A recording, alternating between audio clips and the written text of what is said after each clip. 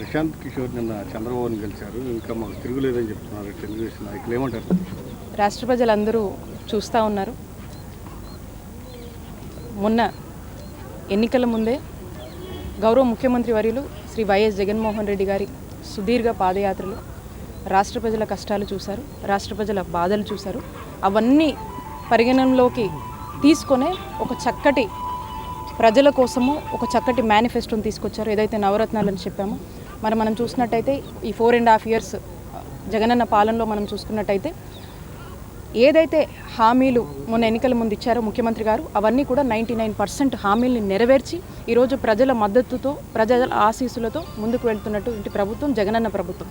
ఇప్పటికే మనం చూసినట్టయితే మొన్న ఎలక్షన్స్ కావచ్చు, లోకల్ బాడీస్ కావచ్చు, జగనన్న వెళ్తున్న తీరు కావచ్చు, ప్రజలందరికీ కూడా ఒక కాన్ఫిడెన్స్, ఒక భరోసాని అన్ని సెక్టార్స్ పీపుల్కి మరి ఏదైతే ముఖ్యమంత్రి గారు ఈ రాష్ట్రంలో ఉన్న బీసీలకు, ఎస్సీలకు, ఎస్టీలకు, మైనారిటీలకు ఇస్తున్నారో వీళ్ళందరికీ కూడా ఒక పెద్ద ఎత్తున కూడా మా కుటుంబ సభ్యుడు మా జగనన్న అనేటువంటి భరోసా, కాన్ఫిడెన్స్ ఏదైతే ఈ చేస్తున్నటువంటి అభివృద్ధిలో కలిగిందో అది ప్రజలు ఆల్రెడీ ఒక ఒపీనియన్కి వచ్చారు జగనన్న ప్రభుత్వం మీద.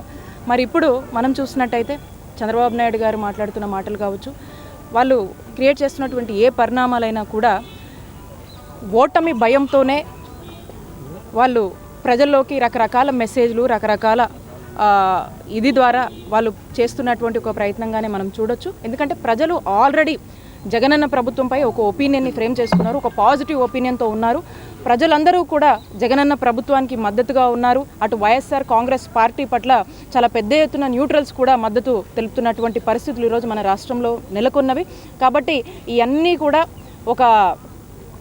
ఒక ఫాల్స్ ఒపీనియన్స్ కావచ్చు, ఒక మ్యానిపులేటెడ్ పద్ధతిలో కావచ్చు, లేదా ఒక మిస్ ఒపీనియన్స్, ఒక రాంగ్ ట్రాక్ పట్టించే దిశగా చంద్రబాబు నాయుడు గారు ఏదో ఒకటి మాట్లాడుతూ ఉంటారు. కాబట్టి ప్రజలు ఎవరూ కూడా దీన్ని నమ్మే పరిస్థితిలో లేదు. ఆల్రెడీ క్రెడిబిలిటీ కోల్పోయినటువంటి పార్టీగా ఈరోజు టీడీపీ పార్టీని ప్రజలు చూస్తూ ఉన్నారు.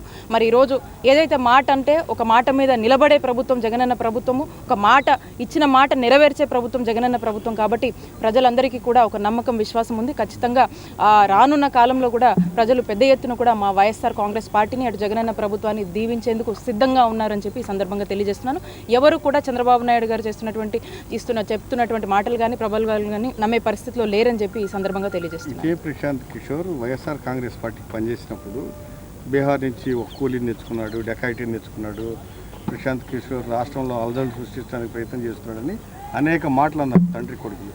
ఇప్పుడు మళ్ళీ అతన్నే తెచ్చుకోవడాన్ని ఏమంటారు, అతనితో భేటీ అవ్వడం? ఒకటండి, ఎవరెవరిని తెచ్చుకున్నా మనమైతే ఒకటి ఇక్కడ ప్రజల ఒపీనియను, ప్రజలు ఎవరి వైపు మద్దతు చూపుతున్నారనేది చాలా ఇంపార్టెంట్. ఇప్పటికే మనం చూసాము జగనన్న చేస్తున్నటువంటి అభివృద్ధి, జగనన్న ఇస్తున్నటువంటి సంక్షేమము, జగనన్న ఇస్తున్నటువంటి భరోసాని రాష్ట్ర ప్రజలందరూ కూడా ఆ భరోసాలో చాలా సంతోషంగా ఉన్నారు. కాబట్టి ప్రజల గుండెల్లో మా నాయకుడు జగన్మోహన్ రెడ్డి గారు ఉన్నారు. వీళ్ళు ఎవరిని కలుపుకున్నా, ఎలాంటి మాటలు మాట్లాడినా ఇవేవి ఇట్స్ పెద్ద మ్యాటర్ ఏం కాదు.